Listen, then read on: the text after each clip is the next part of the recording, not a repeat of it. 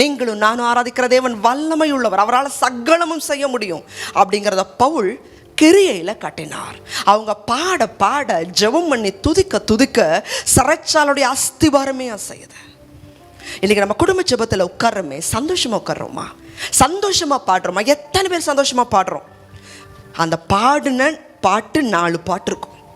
காலத்துக்கும் பார்த்தீங்கன்னா அது தாத்தா காலத்துலேயும் அதே பாட்டு, அப்பா காலத்துலேயும் அதே பாட்டு. அந்த பேஜே தேஞ்சு போயிருக்கும், ஆனாலும் எழுதி பாடும். உங்கள் பாடலை அவர் கேட்குறாரு, அவர் விரும்புகிறார், உன்னை ஆசீர்வதிக்கும்படி இறங்குவார். அந்த பயம் இருந்துச்சுன்னா இன்னைக்கு நேர்மலங்கள் நின்று நம்ம ஜெபிப்போம். உங்கள் ஜெபத்தை, என் ஜெபத்தை கேட்குறவர் ராஜாதி ராஜா.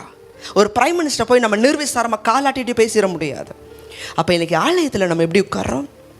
குடும்ப ஜெபத்தில் சந்தோஷமாக பண்ணுறோமா? தனி ஜெபத்தில் நமக்கு விசுவாசம் இருக்குதா?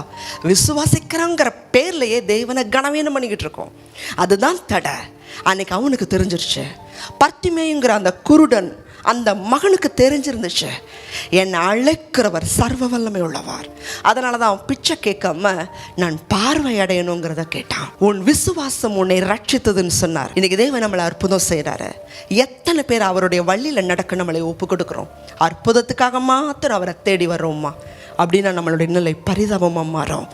அந்த மனுஷன் பார்வை அடைந்தோடனே தன் குடும்பத்தை தேடி போயிருக்கலாம், தனக்கு ஒரு வாழ்க்கையை அமைச்சுக்கணும்னு போயிருக்கலாம். ஆனால் அப்படி போக்கல, ஆண்டவராக இயேசுவுக்கு பின் சென்றான்.